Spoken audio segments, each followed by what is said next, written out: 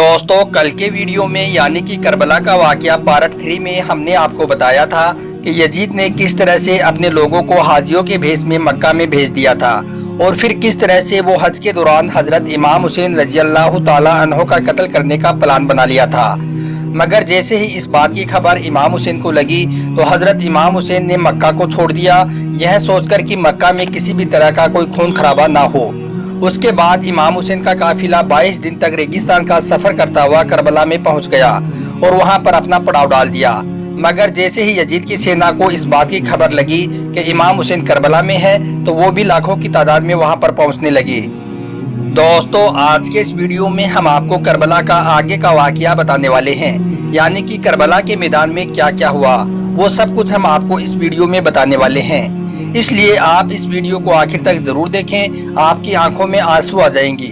और हाँ, अगर आपने अभी तक हमारे पीछे के 3 पार्ट नहीं देखे हैं तो आप पहले उन वीडियो को देख लें ताकि आपको आगे का यह वाकया अच्छी तरह से समझ में आ सके। तीनों पार्टों की लिंक वीडियो के डिस्क्रिप्शन में मौजूद है, आप उन पर क्लिक करके पहले उनको देखें, उसके बाद आपको आगे का यह वाकया समझ में आएगा। तो चलिए दोस्तों, शुरू करते हैं आज का यह वीडियो। दोस्तों, लगभग 22 दिनों तक रेगिस्तान का सफर करने के बाद हजरत इमाम हुसैन रजी अल्लाह ताला अन्हो का काफिला जो बेहतर लोगों का था, जिसमें छोटे छोटे बच्चे भी थे, औरतें भी थी और बूढ़े भी थे, वो 2 मुहर्रम के दिन ईरान के करबला के मैदान में पहुंचे। जैसे ही इमाम हुसैन का काफिला करबला के मैदान में पहुंचा तो बादशाह के हुक्म से इमाम हुसैन के काफिले को वहीं पर रोक दिया गया। इस वजह से इमाम हुसैन ने करबला के मैदान में ही अपना पड़ाव डाल दिया। दोस्तों, उसके बाद जैसे ही इस बात की खबर यजीद को लगी कि इमाम हुसैन का काफिला करबला के मैदान में है तो उसके बाद 3 मुहर्रम के दिन यजीद की सैनिक टुकड़ी भी लाखों की तादाद में करबला के मैदान में पहुंचने लगी। यजीदी सेना ने सबसे पहले फुरात नदी, जिसको अलकमा नहर भी कहा जाता है, उसके किनारे से हजरत इमाम हुसैन को अपना शिविर हटाने के लिए मजबूर किया ताकि इमाम हुसैन प्यास की वजह से यजीद के आगे झुक जाए और यजीद की बातों को मान ले। इस तरह से यजीद के लोगों ने अपने नापाक इरादों को जाहिर कर दिया। दोस्तों, उसके बाद 3 मुहर्रम के दिन फुरात नदी के किनारों पर यजीदी सेना ने पूरी तरह से अपना कब्जा जमा लिया और उस पर पहरा लगा दिया, यानी कि इमाम हुसैन रजी अल्लाह ताला अन्हो और उनके परिवारजनों और उनके साथियों को नदी से पानी लेने पर पूरी तरह से रोक लगा दी। दोस्तों, झुलसा देने वाली गर्मी में पानी न मिलने की वजह से इमाम हुसैन के बच्चे प्यास से छटपटाने लगे थे। इस तरह से करबला के मैदान में हजरत इमाम हुसैन रजी अल्लाह ताला अन्हो पर बड़े से बड़े जुल्म सितम दुश्मनों ने किए, जिनको आपने इस्लाम को बचाने के लिए बर्दाश्त किए और इंसानियत को बचाने के लिए हर जुल्म को सहन किया। दोस्तों, रेगिस्तान की झुलसा देने वाली गर्मी में पानी बंद होने की वजह से इमाम हुसैन के साथी प्यास से तड़पने लगे थे। इस बात का फायदा उठाकर यजीद का कमांडर सिमर अब्दुल्ला बिन जियाद को हजरत अब्बास के पास भेजा। जियाद ने हजरत अब्बास से कहा, तुम मेरे भतीजे हो और मैं चाहता हूं कि तुम हुसैन का साथ छोड़कर हमारी तरफ आ जाओ, तुम्हारी जान बच जाएगी। यह सुनकर हजरत अब्बास ने कहा, तुम किस जान की बात करते हो? जिस जान को अल्लाह ने दी है उसकी कुर्बानी से डरना किस बात का? यानी कि हजरत अब्बास ने जियाद का कहा नहीं माना।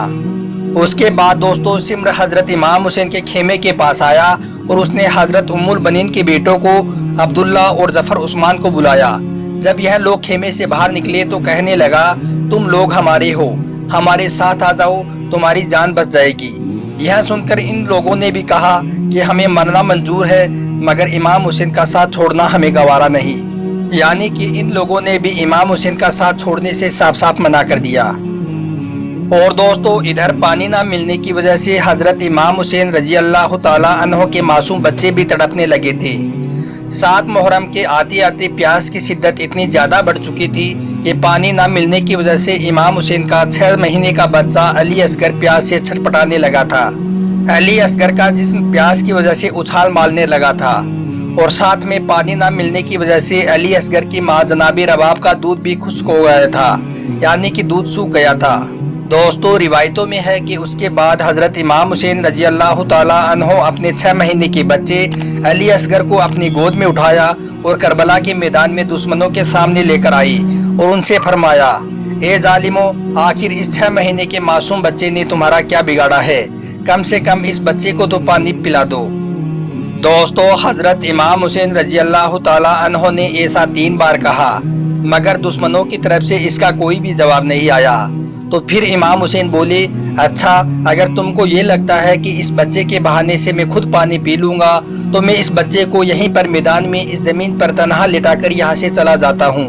तुम में से जिसको भी इस बच्चे को पानी पिलाना हो वो आकर इस बच्चे को पानी पिला देना। दोस्तों, इतना कहकर इमाम हुसैन ने अली असगर को वहीं पर रेगिस्तान के मैदान में करबला में लेटा दिया और खुद वहाँ से हट गई। मगर जैसे ही अली असगर के जिस्म ने जमीन को छुआ तो अली असगर तड़पने लगी और उछाल मारने लगी। यह देखकर इमाम हुसैन वापस दौड़े और फौरन अली असगर को अपनी आगोश में ले लिया, क्योंकि दोस्तों करबला की ज़मीन गर्मी और धूप की वजह से इतनी गर्म हो चुकी थी कि लिखने वालों ने यहाँ तक लिखा है कि अगर उस ज़मीन पर एक दाना भी कोई डाल दे तो वो भी भून कर जल जाए। अल्लाह अकबर। दोस्तों, जब प्यास की वजह से तड़पते तड़पते अली असगर थक गए और आपके जिस्म में और ताकत बाकी ना रही तो फिर आपने अपने खुश्क और पपड़ी पड़ चुके होठों को खोलना और बंद करना शुरू कर दिया। दोस्तों, करबला के मैदान के इस मंजर को देखकर जालिमों में से भी लोग अपना मुंह फेर कर रोने लगे। जब यजीद के कमांडर ने ये देखा तो उसने फौरन अपने सबसे बड़े तीरंदाज जिसका नाम हुरमाला था उसको अली असगर को ख़त्म करने का हुक्म दे दिया। उस जालिम ने अपनी कमान में ऐसा तीर लगाया जिससे बड़े बड़े हाथियों को मारा जाता है। दोस्तों, जालिम हुरमाला का वो तीर सीधा मासूम अली असगर के गले पर जाकर लगा और आपने अपने बाबा इमाम हुसैन की आगोश में दम तोड़ दिया। अल्लाह अकबर। और दोस्तों, यजीद के जालिमों ने इस बात को साबित कर दिया कि इमाम हुसैन से टकराने वाला लश्कर अमानवी हदों से कहीं आगे था। यजीदी सेना की राक्षसों के साथ तुलना करना भी राक्षसों की बेइज्जती होगी, क्योंकि राक्षसी सेना ने चाहे जो भी कुकर्म किया हो मगर उन्होंने कम से कम किसी 6 महीने के मासूम बच्चे के गले पर तो इस तरह तीर नहीं मारा था। दोस्तों, उसके बाद यजीदी सेना ने अचानक इमाम हुसैन के काफिले पर हमला कर दिया और जंग का ऐलान कर दिया। हजरत अब्बास इमाम हुसैन के पास आते हैं और कहते हैं कि जंग का ऐलान हो चुका है। यह सुनकर इमाम हुसैन ने फरमाया, ए अब्बास, मेरी जान आप पर कुर्बान हो जाए। अपने घोड़े पर सवार हो जाओ और उनसे कहो आखिर वो चाहते क्या हैं। उसके बाद हजरत अब्बास अपने घोड़े पर सवार होकर जाते हैं और वापस आकर इमाम हुसैन को बताते हैं कि वह कह रहे हैं कि या तो यजीद के साथ बेयत कर लो या फिर जंग के लिए तैयार हो जाओ। दोस्तों, यह सुनकर हजरत इमाम हुसैन रजी अल्लाह ताला अन्हो ने अब्बास से कहा, ए अब्बास, उनसे कह दो अगर हो सके तो जंग को कल तक के लिए टाल दो, हम एक रात अल्लाह की इबादत करना चाहते हैं। दोस्तों, उसके बाद हजरत अब्बास फिर से उनके पास जाते हैं और उनसे एक रात की मोहलत मांगते हैं। उम्र साद आपकी इस बात को मानने में शंका दिखा रहा था, लेकिन उसके बाद उसने अपनी सेना के लोगों से मशवरा किया और उसके बाद उम्र साद हजरत अब्बास के पास आता है और कहता है कि हम आपको कल तक की मोहलत देते हैं। अगर तुमने हमारी बात को मान लिया और यजीद से बेयत कर ली तो हम तुमको छोड़ देंगे, और अगर आपने बात ना मानी तो हम कल तुमको नहीं छोड़ेंगे। इस तरह से दोस्तों जंग एक रात के लिए टल चुकी थी।